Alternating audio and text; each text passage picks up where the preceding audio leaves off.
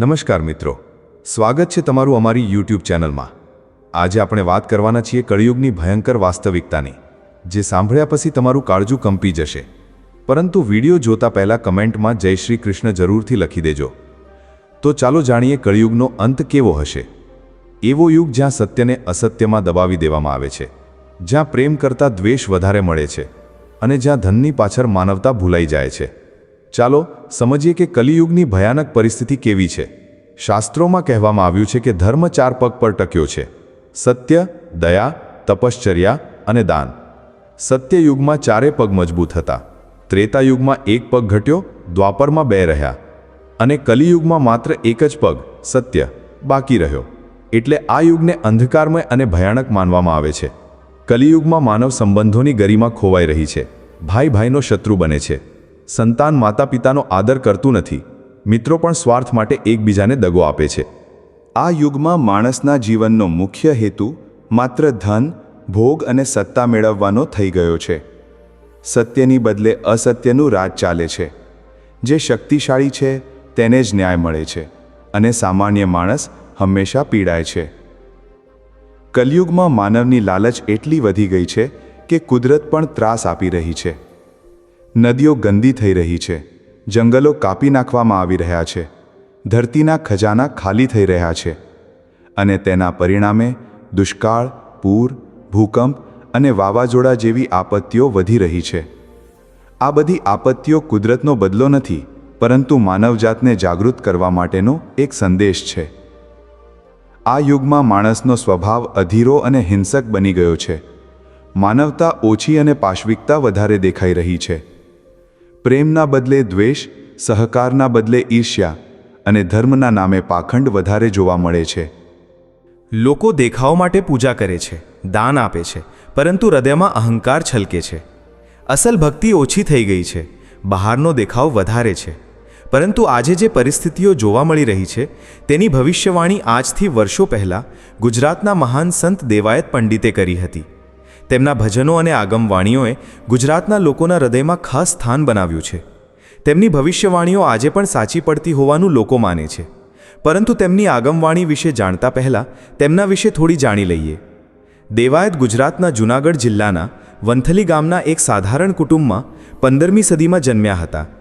તેમના માતા પિતા ધર્મપરાયણ હતા અને તેમના પિતા ગામમાં ગોરપદું અને સાધુ સંતોની સેવા કરતા। નાની ઉંમરમાં જ તેમના માતા પિતાનું અવસાન થયું, પરંતુ દેવાયતે તેમના સંસ્કારોને જાળવી રાખ્યા। દેવાયત નાનપણથી જ આધ્યાત્મિક હતા અને સાધુ સંતોના સંગમાં રહેતા। એકવાર દેવાયત તરણેતરના મેળામાં સાધુ સંતોના સંગ સાથે ગયા। ત્યાં એક મહાત્માના પ્રભાવે તેમનું મન સંસારથી ઉદાસીન થયું અને તેઓ ગિરનારની પાવન ભૂમિ પર ગયા। ગિરનારના જંગલોમાં તેઓ સાધુઓની સેવા કરતા અને સત્સંગમાં સમય વિતાવતા। ત્યાં તેમની મુલાકાત શોભાજી મહારાજ નામના સંત સાથે થઈ, જેમણે તેમને આધ્યાત્મિક માર્ગદર્શન આપ્યું। દેવાયતે શોભાજીને પોતાના ગુરુ બનાવ્યા। આ ગુરુ શિષ્યના સંબંધે તેમના જીવનને નવી દિશા આપી। બાદમાં તેમણે પોતાની પત્ની સાથે મળીને સૌરાષ્ટ્રના પાંચાળ પ્રદેશમાં એક આશ્રમ સ્થાપ્યો, જ્યાં તેઓ ધાર્મિક પ્રવૃત્તિઓમાં રોકાયા। દેવાયત પંડિતે અનેક ભજનો રચ્યા, જે આજે પણ ગુજરાત અને સૌરાષ્ટ્રમાં ગવાય છે। તેમનું સૌથી પ્રખ્યાત ભજન છે દેવાયત પંડિત દાડા દાખવે, સુણી લ્યોને દેવળદે સતીનાર। આ ભજનમાં તેમણે પોતાની પત્નીને સંબોધીને ભવિષ્યની ઘટનાઓનું વર્ણન કર્યું છે। અન્ય ભજનો જેવા કે વીરા પાતર પરખ્યા વિના સંગડો ન કરીએ અને ગુરુ તારો પાર ન પાયો રે પણ ખૂબ લોકપ્રિય છે। આ ભજનોમાં ભક્તિ, આધ્યાત્મ અને જીવનના મૂલ્યોનું સુંદર રીતે નિરૂપણ થયું છે। દેવાયત પંડિતની ભવિષ્યવાણીઓ તેમના ગુરુ શોભાજી મહારાજના આશીર્વાદથી પ્રાપ્ત થઈ હોવાનું મનાય છે। આ વાણીઓ આજે પણ લોકોમાં ચર્ચાનો વિષય છે, કારણ કે તે આધુનિક સમયની ઘટનાઓ સાથે સંબંધ ધરાવે છે।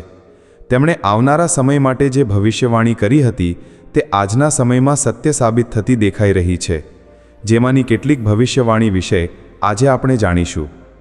ધરતી માથે રે હેમર હાલશે, સૂના નાગર મોજાર, લક્ષ્મી લૂંટાશે લોકો તણી, નહીં એની રાવ ફરિયાદ।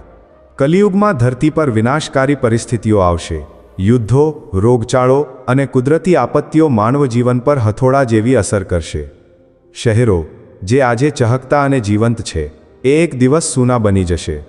લોકોની ભીડ ગાયબ થઈ જશે અને શહેરો શમશાન જેવી શાંતિથી છવાઈ જશે. માનવ લાલચ એટલો વધી જશે કે એકબીજાની સંપત્તિ લૂંટવાનું સામાન્ય બની જશે. લોકો પૈસા, સત્તા અને ધન માટે એકબીજાના જીવન સુધી બગાડશે. અને સૌથી ભયાનક વાત એ છે કે આ અયોગ્ય પરિસ્થિતિ સામે કોઈ ફરિયાદ નહીં કરી શકે, કારણ કે ન્યાયતંત્ર પણ ભ્રષ્ટ થશે, સત્ય દબાઈ જશે અને અસત્યનું રાજ ચાલશે.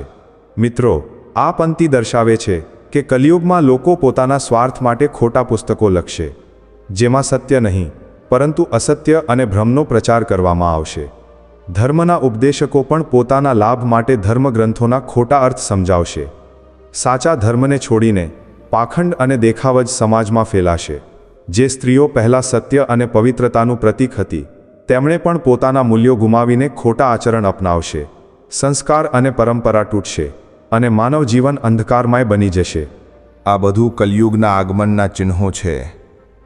જે યુગમાં અસત્યનું રાજ હશે, સત્ય દબાઈ જશે અને માનવતા અંધકારમાં ગરકાવ થઈ જશે. પોરોરે આવ્યો સંતો પાપનો, ધરતી માંગે છે ભોગ.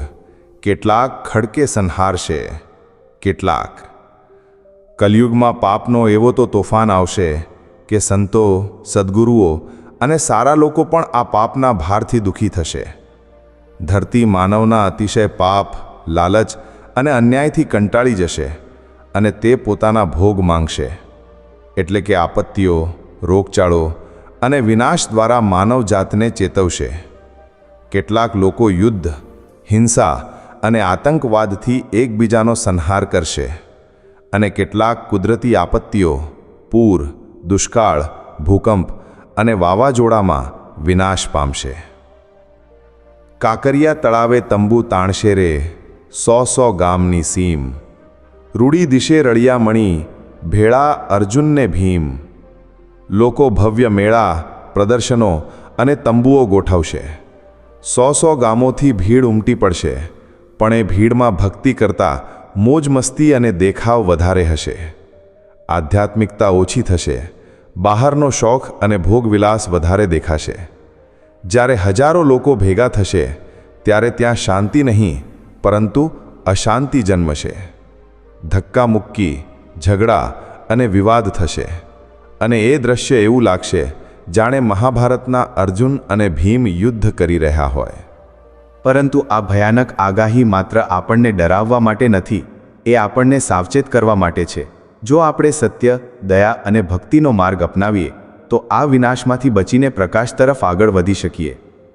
આ યુગમાં માત્ર નામ સ્મરણથી પણ માણસ પાપોથી છુટકારો મેળવી શકે છે. સત્યનો આશરો, દયાની ભાવના અને ભગવાન પ્રત્યે ભક્તિ રાખવાથી માણસ કલિયુગના અંધકારમાં પણ પ્રકાશ જોઈ શકે છે. એક દીવો કેટલો જ નાનો હોય પણ ઘોર અંધકારને દૂર કરી શકે છે. એ જ રીતે આપણે પણ સત્ય, દયા અને ભક્તિના દીવા બનીએ તો કલિયુગની ભયાનક પરિસ્થિતિમાં આશાની કિરણ ફેલાવી શકીએ છીએ. આજના આધુનિક યુગમાં જ્યાં ટેકનોલોજી અને વ્યસ્ત જીવનશૈલીએ લોકોને આધ્યાત્મથી દૂર કર્યા છે, દેવાયત પંડિતના ભજનો અને ભવિષ્યવાણીઓ આપણને નૈતિક જીવન અને ધર્મનું મહત્ત્વ યાદ અપાવે છે. તેમની વાણીઓ આપણને ચેતવે છે કે આપણે આપણી સંસ્કૃતિ અને મૂલ્યોને ભૂલવું ન જોઈએ. દેવાયત પંડિત એક એવા સંત કવિ હતા જેમણે પોતાના ભજનો અને આગમવાણીઓ દ્વારા ગુજરાતની આધ્યાત્મિક ધરોહરને સમૃદ્ધ કરી. તેમની ભવિષ્યવાણીઓ આજે પણ આપણને વિચારવા મજબૂર કરે છે. જો તમને આ વિડીયો ગમ્યો હોય તો લાઈક કરો, શેર કરો અને અમારી ચેનલને સબસ્ક્રાઇબ કરો.